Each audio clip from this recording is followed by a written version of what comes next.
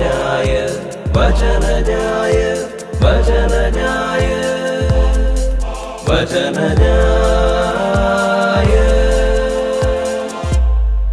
യേശുവിൽ സ്നേഹം നിറഞ്ഞവരെ, നമ്മൾ ഈ ഞായറാഴ്ച വായിച്ചു കേൾക്കുന്നത് നല്ല സമറിയാക്കാരൻ്റെ ഉപമയാണ്. നല്ല സമറിയാക്കാരൻ എന്നുള്ള വിശേഷണം പിന്നീട് യേശുവിന് തന്നെ ലഭിച്ച ഒരു വിശേഷണമാണ്.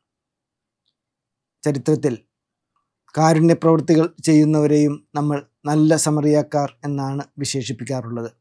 ഈ ഉപമ യേശു പറയുന്നത് നിയമജ്ഞൻ്റെ ഒരു ചോദ്യത്തിന് ഉത്തരമായിട്ടാണ്.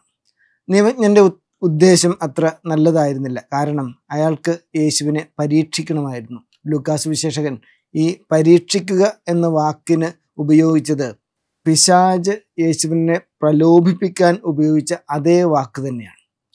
യേശു തിരികെ അയാളോട് ചോദിച്ചു, നീ നിയമത്തിൽ എന്തു വായിക്കുന്നു?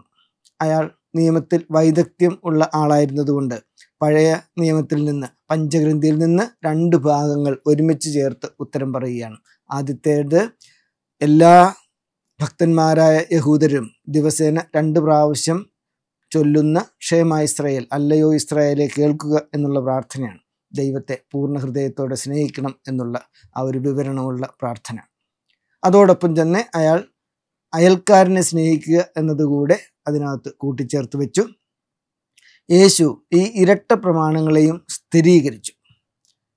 അപ്പോൾ അയാൾ അടുത്ത ചോദ്യം ചോദിച്ചു, ആരാണ് എൻ്റെ അയൽക്കാർ? അയാളിങ്ങനെ ചോദിക്കാനൊരു കാരണമുണ്ട്. കാരണം അന്നത്തെ കാലത്ത് നിയമം വ്യാഖ്യാനിച്ചിരുന്നവർ ആരാണ് അയൽക്കാർ എന്നുള്ളതിന് യഹൂദരുടെ 12 ഗോത്രങ്ങളിൽപ്പെട്ടവരാണ് നമ്മുടെ അയൽക്കാർ, അവരെ നമ്മൾ സ്നേഹിക്കണം എന്ന് പഠിപ്പിച്ചിരുന്നു.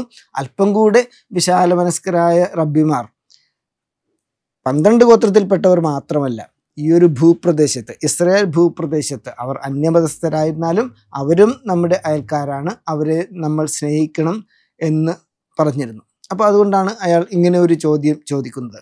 ആ ചോദ്യത്തിന് ഉത്തരമായിട്ടാണ് യേശു നല്ല സമറിയാക്കാരൻ്റെ ഉപമ പറയുന്നത്. സഭയുടെ ആദ്യകാല ബൈബിൾ പണ്ഡിതന്മാരിൽ പ്രമുഖനായ ഒറിജനാണ് ഇതൊരു രൂപകമായി വ്യാഖ്യാനിക്കുന്നത്. രൂപകം എന്ന് വെച്ചാൽ ഓരോ വിശദാംശങ്ങളും എടുത്തു പറയുന്ന, വ്യാഖ്യാനിക്കുന്ന ഒരു കാര്യമാണ്. ഉപമ എന്നാൽ ഏതെങ്കിലും ഒരു പ്രധാനപ്പെട്ട ഒരു കാര്യത്തിൽ മാത്രം ശ്രദ്ധയൂന്നിക്കൊണ്ട് നമുക്കൊരു പാഠം നൽകുന്ന ഒന്നാണ്. ഉദാഹരണത്തിന്, അവിശ്വസ്തനായ കാര്യസ്ഥൻ, അയാളുടെ പ്രവൃത്തി അവിശ്വസ്തമായ ഒരു പ്രവൃത്തിയാണ്, പക്ഷെ അതിൽ ഉപമ ശ്രദ്ധയൂന്നുന്നില്ല, അങ്ങനെയുള്ള വിശദാംശങ്ങൾ എടുക്കുന്നില്ല. അതിനു പകരം അയാൾ ആപത്ത് സമയത്ത് പെട്ടെന്ന് ഒരു തീരുമാനമെടുത്ത് അത് നിറവേറ്റി എന്നുള്ളതാണ്. അങ്ങനെ ആപത്തിൻ്റെ ഒരു സമയത്ത് പെട്ടെന്ന് തീരുമാനമെടുക്കുക, അതിനെയാണ് ഉപമ പ്രശംസിക്കുന്നത്. അല്ലെങ്കിൽ ഒരു ന്യായാധിപനെക്കുറിച്ച് ഒരു ഉപമയുണ്ട്. അവിടെ നിരന്തരമായി പ്രാർത്ഥിക്കുക, നിരാശ കൂടാതെ പ്രാർത്ഥിക്കുക എന്നുള്ളതാണ് ഉപമയുടെ വിഷയം. അതുകൊണ്ട് ഈ വിധവ മനുഷ്യവംശത്തെ സൂചിപ്പിക്കുന്നു എന്ന് ആ ഉപമ പ്രത്യേകമായി പറയുന്നില്ല. കാരണം അങ്ങനെ പറഞ്ഞു കഴിഞ്ഞാൽ ഈ ന്യായാധിപൻ ദൈവത്തിൻ്റെ സ്ഥാനത്ത് വരും, അയാൾക്കാകട്ടെ മോശം സ്വഭാവമാണുള്ളത്.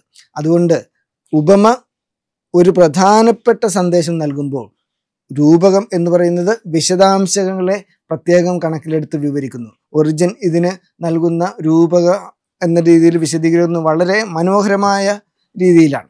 ഉദാഹരണത്തിന്, ഒരുവൻ ജെറൂസലമിൽ നിന്ന് ജെറീക്കോയിലേക്ക് പോവുകയായിരുന്നു. അപ്പോൾ ജെറൂസലം മുകളിലാണ്, ജെറീക്കോ താഴെയാണ്. അതൊരു ഇറക്കമാണ്. ജെറൂസലം ദൈവത്തിൻ്റെ ഭവനമാണ്. അവിടെ നിന്ന്, ആധ്യാത്മികതയിൽ നിന്ന് ലൗകികമായ ജീവിതത്തിലേക്കുള്ള മനുഷ്യൻ്റെ അധപ്പതനമാണ് ഇവിടെ നടക്കുന്നതെന്നുള്ള വ്യാഖ്യാനം അവിടെ വരുന്നു. അവൻ കവർച്ചക്കാരുടെ കൈകളിൽ അകപ്പെട്ടു. അവർ അവൻ്റെ വസ്ത്രങ്ങൾ ഉരിഞ്ഞെടുത്ത് അവനെ പ്രഹരിച്ച് അർദ്ധപ്രാണനാക്കി പൊയ്ക്കളഞ്ഞു. മനുഷ്യവംശം തിന്മയിൽ അകപ്പെട്ടു. തിന്മയുടെ പ്രഹരശേഷിയെയാണ് ഇത് കാണിക്കുന്നത്. അതിനുശേഷം ഒരു പുരോഹിതൻ അതുവഴി വരുന്നു, പിന്നെ ഒരു ലേവായൻ വരുന്നു, നിയമവും പ്രവാചകന്മാരും. അവയ്ക്ക് പക്ഷേ തിന്മയെ ചെറുക്കുവാൻ സാധിച്ചില്ല. അവർ വഴിമാറിപ്പോയി കളയുന്നു. അതിനുശേഷം ഒരു സമറിയാക്കാരൻ വരുന്നു. അത് യേശുവാണ്. ഈ വീണുകിടക്കുന്ന അവൻ്റെ അടുത്ത് ചെന്ന് മനസ്സലിഞ്ഞ് അവൻ്റെ മുറിവുകളിൽ എണ്ണയും വീഞ്ഞും ഒഴിച്ച് വെച്ച് കെട്ടി. പൊറുതിയും അതുപോലെ തന്നെ കൃപയും മനുഷ്യവംശത്തിന് നൽകിയ യേശുവിൻ്റെ പ്രവൃത്തിയാണ് സൂചിപ്പിക്കുന്നത്. അതിനുശേഷം ഒരു സത്രത്തിലേക്ക് കൊണ്ടുപോയി. സത്രം എന്ന് വെച്ചാൽ സഭയാണ്. സഭയെക്കുറിച്ചുള്ള മനോഹരമായ ഒരു കാഴ്ചപ്പാടാണ് ഇവിടെ ഒറിജിൻ അവതരിപ്പിക്കുന്നത്.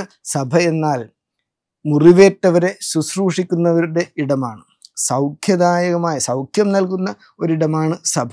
അതിനുശേഷം പറയുകയാണ്, ഞാൻ വീണ്ടും വരുമ്പോൾ നിനക്ക് കൂടുതലായ എന്തെങ്കിലും തരാനുണ്ടെങ്കിൽ തന്നുകൊള്ളാം. അതാകട്ടെ യേശുവിൻ്റെ രണ്ടാം വരവിനെയാണ് സൂചിപ്പിക്കുന്നത്. ഇങ്ങനെ ഒറിജിൻ വളരെ മനോഹരമായി ഓരോ വിശദാംശങ്ങളും വ്യാഖ്യാനിച്ചു തരുന്നുണ്ട്.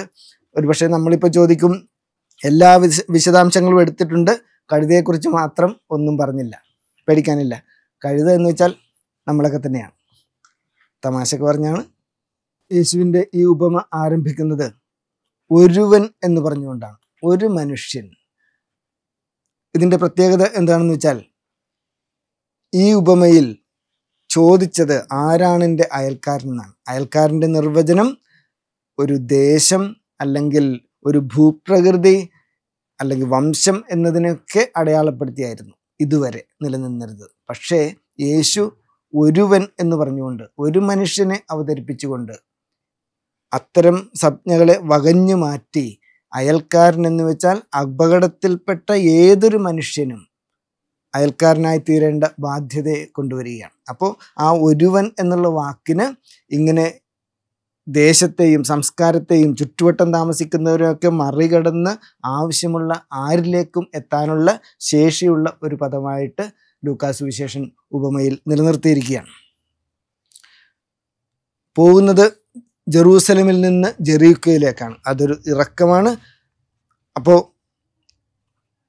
ഇതൊരു കുപ്രസിദ്ധി ആർജിച്ച വഴിയാണ്.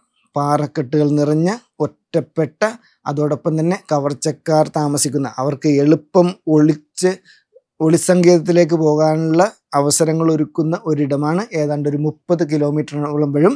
അപ്പോൾ ഈ വഴിയിൽ വെച്ച് അയാൾ കവർച്ച ചെയ്യപ്പെടുകയാണ്.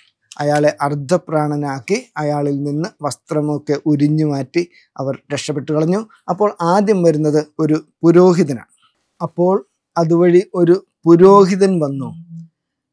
ഈ പുരോഹിതൻ അവനെ കണ്ടിട്ട് മറുവശത്തുകൂടെ കടന്നുപോയി എന്നാണ് ലൂക്ക എഴുതിയിരിക്കുന്നത്.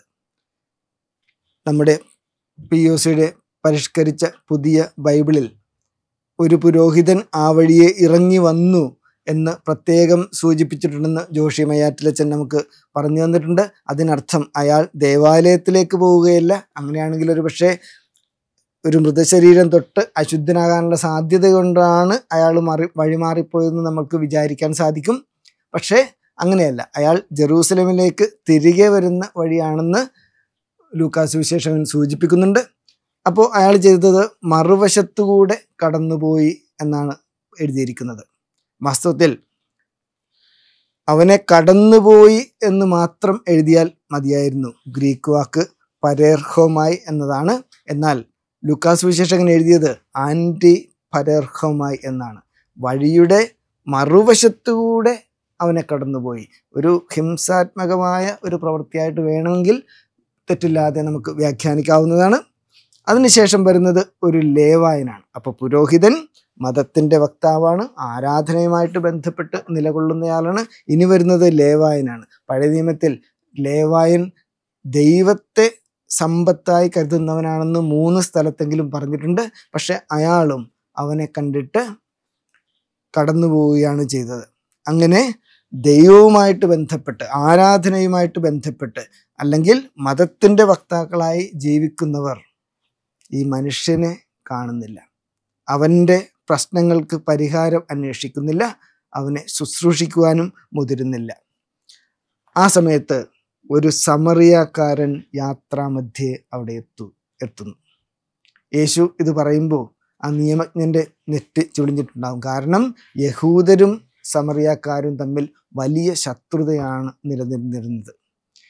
യഹൂദരെ സംബന്ധിച്ചിടത്തോളം ഈ സമറിയാക്കാർ എന്ന് പറയുന്നത് അശുദ്ധരാണ്. അവർ അസീറിയക്കാരുടെ സമയത്ത് അവരുമായി ഒരു സങ്കര ഇനം രൂപപ്പെട്ടു എന്നോ അതുകൊണ്ട് തന്നെ അവരെ തങ്ങളുടെ കൂടെ കൂട്ടിയിരുന്നില്ല. സമറിയാക്കാരാകട്ടെ യഹൂദരെ ഒരു പുച്ഛത്തോടെയാണ് അവരെ കണ്ടിരുന്നത്. അങ്ങനെ പരസ്പരം ശത്രുക്കളായി തീർന്ന വ്യക്തികളാണ്, വംശത്തിൽപ്പെട്ടവരാണ് ഇവർ. യോഹന്നാന്റെ സുവിശേഷകം യഹൂദരും സമറിയാക്കാരും തമ്മിൽ യാതൊരു സമ്പർക്കവും ഉണ്ടായിരുന്നില്ല എന്ന് പ്രത്യേകം എടുത്തു പറയുകയും ചെയ്യുന്നുണ്ട്. പക്ഷേ അങ്ങനെ ഒരു വ്യക്തിയെയാണ് യേശു ഈ ഉപമയുടെ കേന്ദ്രസ്ഥാനത്തേക്ക് കൊണ്ടുവരുന്നത്. ഒരു കാര്യം പ്രത്യേകം നമ്മൾ ഓർക്കേണ്ടത്, ഇത് 10-ാമത്തെ അധ്യായമാണ്. 9-ാമത്തെ അധ്യായത്തിൽ യേശുവിനെ തിരസ്കരിച്ചവരാണ് സമറിയാക്കാർ. പക്ഷേ യേശു ഒരു സമറിയാക്കാരനെയാണ് വീണ്ടും തൻ്റെ കഥയുടെ കേന്ദ്രഭാഗത്തേക്ക് കൊണ്ടുവരികയും പിന്നീട് നീയും പോയി അതുപോലെ പ്രവർത്തിക്കുകയെന്ന് ഈ നിയമജ്ഞനോട് പറയുകയും ചെയ്യുന്നത്. സമറിയാക്കാരൻ അവനെ കണ്ട് മനസ്സലിഞ്ഞു എന്നാണ് ലൂക്കാസ് സുവിശേഷകൻ എഴുതിയിരിക്കുന്നത്. ഈ ഉപമയിലെ ഏറ്റവും പ്രധാനപ്പെട്ട വാക്ക് ഏതാണെന്ന് ചോദിച്ചാൽ ഈ മനസ്സലിഞ്ഞ് എന്ന് രേഖപ്പെടുത്തിയിരിക്കുന്ന ഈ വാക്കാണ്. യഹൂദരെ സംബന്ധിച്ചിടത്തോളം ഗർഭപാത്രം എന്ന വാക്കും കരുണ എന്ന വാക്കും പരസ്പരം ബന്ധപ്പെട്ടാണ് ഇരിക്കുന്നത്. റഹം എന്ന് വെച്ചാൽ ഗർഭപാത്രമാണ്, അതേസമയം റഹം എന്ന് വെച്ചാൽ കരുണയാണ്. റഹ്മീം എന്ന് വെച്ചാലും കരുണയാണ്. എന്താണ് ഈ വാക്കുകൾ തമ്മിലുള്ള ഒരു ബന്ധം എന്ന് ചോദിച്ചാൽ, കരുണ എന്ന് പറയുന്നത് നമ്മുടെ തലച്ചോറിൽ നിന്ന് വരുന്ന ഏതെങ്കിലും ചിന്തകളിൽ അധിഷ്ഠിതമായതോ നമ്മുടെ ഹൃദയത്തിൽ നിന്ന് വരുന്ന ഏതെങ്കിലും വികാരത്തിൽ അധിഷ്ഠിതമായതോ അല്ല, മറിച്ച് നമ്മെ ആകമാനം ബാധിക്കുന്ന നമ്മുടെ ഗർഭപാത്രത്തിൽ നിന്നുയരുന്ന ഒരു തരം ആന്തലാണ്. ഉദാഹരണമായി തൻ്റെ കുഞ്ഞിൻ്റെ നേർക്ക് ഒരു വാഹനം പാഞ്ഞു വരുമ്പോൾ അമ്മയ്ക്കുണ്ടാവുന്നത് തലച്ചോറിൽ എന്തെങ്കിലും ചിന്തകളല്ല, ഹൃദയത്തിൽ എന്തെങ്കിലും വികാരവായ്പകളല്ല, മറിച്ച് ഒരാന്തലാണ്. അതിങ്ങനെ ഗർഭപാത്രത്തിൽ നിന്ന് വരുന്നു എന്ന് വേണമെങ്കിൽ പറയാം. ഈ ആന്തൽ എന്ന് പറയുന്ന ഒരു കാര്യം അമ്മയെ എടുത്ത് ചാടിക്കുകയാണ്. തൻ്റെ കുഞ്ഞിനെ രക്ഷിക്കാൻ വേണ്ടി അമ്മ എടുത്ത് ചാടുകയാണ്. അപ്പോൾ കരുണ എന്ന് പറയുന്നത് ഒരു പ്രശ്നത്തിൻ്റെ പരിഹാരമായി സ്വയം ഇറങ്ങിത്തിരിക്കാൻ നമ്മെ പ്രേരിപ്പിക്കുന്ന, നമ്മെ ആകമാനം ബാധിക്കുന്ന ഒരു കാര്യമാണ്. വെറും വൈകാരികതയിലോ ചിന്തയിലോ ഒതുങ്ങി നിൽക്കുന്നില്ല. അതുകൊണ്ട് തന്നെ ഗർഭപാത്രവുമായിട്ടാണ് ഈ കരുണ എന്ന വാക്കിൻ്റെ ബന്ധം. സമറിയാക്കാരൻ ഈ മുറിവേറ്റ് കിടക്കുന്നവൻ്റെ സമീപത്ത് ചെന്ന് എണ്ണയും വീഞ്ഞുമൊഴിച്ച് അവൻ്റെ മുറിവുകൾ വെച്ച് കെട്ടി. എണ്ണ മാംസപേശികളെ മൃദുലമായിട്ട് സൂക്ഷിക്കുന്ന ഒന്നാണ്, വലിഞ്ഞു മുറുകിപ്പോകാതെ മൃദുലമായി സൂക്ഷിക്കുന്നു. വീഞ്ഞ് എന്ന് പറയുന്നത് അണുക്കളെ അകറ്റി നിർത്തുന്ന ഒന്നാണ്. ഒരു ഫസ്റ്റ് എയ്ഡ് നടത്തി എന്നാണ് നമുക്ക് കരുതാവുന്നത്. അതിനുശേഷം തൻ്റെ കഴുതപ്പുറത്ത് കയറ്റി, ഇത്രയും നേരം അയാൾ സ്വന്തം കഴുതപ്പുറത്ത് സഞ്ചരിക്കുകയായിരുന്നു. ഇപ്പോൾ അയാളെ കഴുതപ്പുറത്ത് കയറ്റി സ്വയം നടന്നു നീങ്ങിയാണ്. ഒരു സത്രത്തിൽ ചെന്ന് 2 ദനാറ് അവിടെ ഏൽപ്പിച്ചു. 2 ദിവസത്തെ കായിക അധ്വാനത്തിൻ്റെ ഫലമാണ് 2 ദനാറ്. എന്നിട്ട് പറഞ്ഞു, ഇവൻ്റെ കാര്യം നോക്കിക്കൊള്ളണം. കൂടുതൽ എന്തെങ്കിലും ചിലവായാൽ ഞാൻ തിരിച്ചു വരുമ്പോൾ തന്നുകൊള്ളാം. കാരണം ശുശ്രൂഷയ്ക്ക് കൂടുതൽ പണം ആവശ്യമായി വന്നാൽ ഈ പണം തിരിച്ചടക്കാൻ ഈ മുറിവേറ്റ് കിടക്കുന്നവന് കൈവശം ധനമില്ലാത്തത് കൊണ്ട് അയാൾ അടിമയായിട്ട് മാറാനുള്ള സാധ്യതയുണ്ട്. അത്തരം ഉപമകളുണ്ട്. പണം കൊടുക്കാൻ സാധ്യമില്ലെങ്കിൽ അടിമയായി തീരുന്ന ഒരവസ്ഥ അന്ന് നിലനിന്നിരുന്നു. അതുകൂടെ മുന്നിൽ കണ്ടുകൊണ്ടാണ് സമറിയാക്കാരൻ അയാളെ ശുശ്രൂഷിക്കുന്നതും അയാളുടെ ജീവിതം ഭദ്രമാക്കാൻ പരിശ്രമിക്കുന്നതും. പ്രിയമുള്ളവരെ, അതിനുശേഷം യേശു നിയമജ്ഞനോട് ചോദിച്ചു, ഇവരിൽ ആരാണ് അയൽക്കാരനായി പ്രവർത്തിച്ചത്? ചോദ്യം ആരാണ് അയൽക്കാരൻ എന്നായിരുന്നു. പക്ഷേ ഉത്തരമായിട്ട് ഇപ്പോൾ പറയേണ്ടത് ആരാണ് അയൽക്കാരനായി പ്രവർത്തിച്ചത് എന്നാണ്. നിയമജ്ഞൻ്റെ ഉത്തരം എങ്ങനെയാണ്?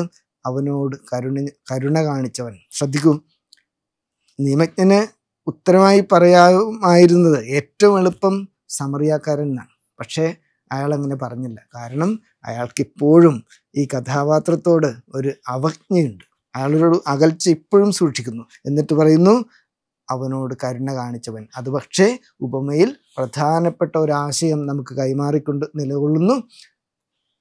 ആപത്തിൽപ്പെട്ടവനെ സഹായിക്കുന്നവനായി വർത്തിക്കുക. അങ്ങനെയാണ് അയൽക്കാരായിത്തീരുന്നത്. അപ്പോൾ അയൽക്കാരൻ എന്ന് പറയുന്നത് വളരെ തൊട്ടടുത്ത് താമസിക്കുന്നവരോ നമുക്ക് ബന്ധപ്പെട്ടവരോ നമ്മളുമായി ബന്ധപ്പെട്ടവരല്ല, മറിച്ച് ആരാണോ എൻ്റെ കരുണ അർഹിക്കുന്നത്, ആർക്കാണോ ഞാൻ സഹായം നൽകേണ്ടത്, അവനാണ് നമ്മുടെ അയൽക്കാരൻ എന്ന് പറഞ്ഞ് ക്രിയാത്മകമായി അയൽക്കാരൻ എന്ന പദത്തെ വംശത്തിൻ്റെയോ അല്ലെങ്കിൽ ഭൂപ്രകൃതിയുടെയോ ഒക്കെ അടിസ്ഥാനത്തിൽ നിന്ന് മാറ്റി യേശു അതിനെ ഏറ്റവും നന്നായി വിവരിക്കുന്നു. ദൈവം നമ്മെ അനുഗ്രഹിക്കട്ടെ. വചനജായ വചനജായ വചനജായ വചനജായ